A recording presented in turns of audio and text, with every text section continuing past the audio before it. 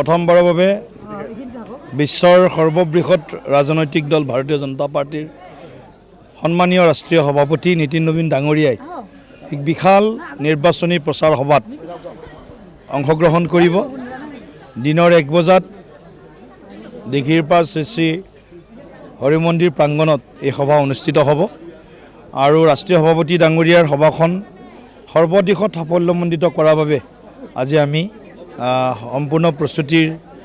এক তদাৰক কৰিছোঁ আৰু এক ব্যৱস্থাত্মক বৈঠকত অংশগ্ৰহণ কৰিছোঁ আৰু নিশ্চিতভাৱে ৰাষ্ট্ৰীয় সভাপতি এই নিৰ্বাচনী সভা দৰং জিলা বুলি নহয় সামগ্ৰিকভাৱে উত্তৰ অসমত এটা বিশেষ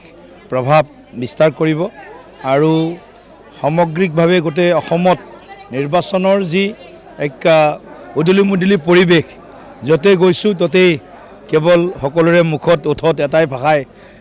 আজি ধ্বনিত হৈছে, আকৌ এবাৰ বিজেপি চৰকাৰ। গতিকে মঙলদৈত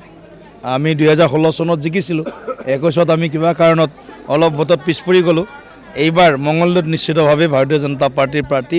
নীলিমা দেৱী ডাঙৰীয়াই ৰাইজৰ পদূলিয়ে পদূলিয়ে গৈছে, আশীৰ্বাদ বিচাৰিছে, আশীৰ্বাদ লৈছে আৰু নিশ্চিতভাৱে আমি বিশ্বাস কৰিছোঁ মঙলদৈ সমষ্টি এইবাৰ পুনৰ বিজেপিৰ হাতলৈ উভতি আহিব ৰাইজৰ সমৰ্থন আৰু আশীৰ্বাদৰ পৰিণামস্বৰূপে আৰু চিপাঝাৰ সমষ্টিটো ডক্টৰ পৰমানন্দ ৰাজবংশী ডাঙৰীয়াই বিপুল ভোটত তেখেতো তাৰ পৰা জয়লাভ কৰিব। এইফালে টংলা সমষ্টিত বিকন চন্দ্ৰ ডেকাদেৱেও নিশ্চিতভাৱে তাত আমাৰ NDA মিত্ৰ দলৰ সমৰ্থনত বিশেষভাৱে তাত BPF যিহেতু প্ৰাৰ্থী দিয়া নাই, বিজেপিয়ে প্ৰাৰ্থিত্ব প্ৰক্ষেপ কৰিছে BTCত টংলাত। গতিকে বিজেপি দলৰ প্ৰাৰ্থী মনোনীত প্ৰাৰ্থী বিকন ডেকাও বহুল ভোটত তেখেত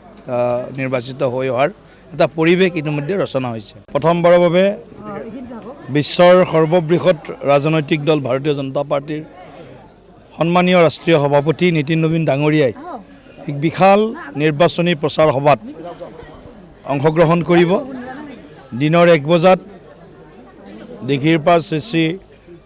হৰি মন্দিৰ প্ৰাংগণত এই সভা অনুষ্ঠিত হ'ব আৰু ৰাষ্ট্ৰীয় সভাপতি ডাঙৰীয়াৰ সভাখন সৰ্বদিশত সাফল্যমণ্ডিত কৰাৰ বাবে আজি আমি সম্পূৰ্ণ প্ৰস্তুতিৰ এক তদাৰক কৰিছোঁ আৰু এক ব্যৱস্থাত্মক বৈঠকত অংশগ্ৰহণ কৰিছোঁ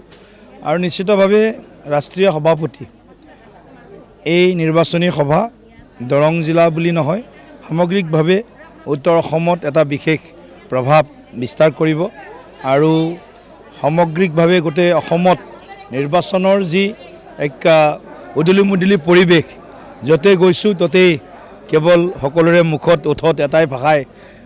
আজি ধ্বনিত হৈছে, আকৌ এবাৰ বিজেপি চৰকাৰ। গতিকে মঙলদৈত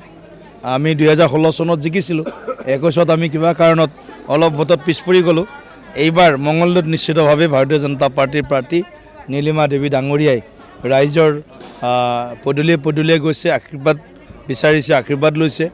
আৰু নিশ্চিতভাৱে আমি বিশ্বাস কৰিছোঁ মঙলদৈ সমষ্টি এইবাৰ পুনৰ বিজেপিৰ হাতলৈ উভতি আহিব ৰাইজৰ সমৰ্থন আৰু আশীৰ্বাদৰ পৰিণামস্বৰূপে আৰু চিপাঝাৰ সমষ্টিটো ডক্টৰ পৰমানন্দ ৰাজবংশী ডাঙৰীয়াই বিপুল ভোটত তেখেতো তাৰ পৰা জয়লাভ কৰিব। এইফালে টংলা সমষ্টিত বিকন চন্দ্ৰ ডেকাদেৱেও নিশ্চিতভাৱে তাত আমাৰ NDA মিত্ৰ দলৰ সমৰ্থনত বিশেষভাৱে তাত BPF যিহেতু প্ৰাৰ্থী দিয়া নাই, বিজেপিয়ে প্ৰাৰ্থিত্ব প্ৰক্ষেপ কৰিছে BTCত টংলাত। গতিকে বিজেপি দলৰ প্ৰাৰ্থী মনোনীত প্ৰাৰ্থী বিকন ডেকাও বহুল ভোটত তেখেত নিৰ্বাচিত হৈ অহাৰ এটা পৰিৱেশ ইতিমধ্যে ৰচনা হৈছে।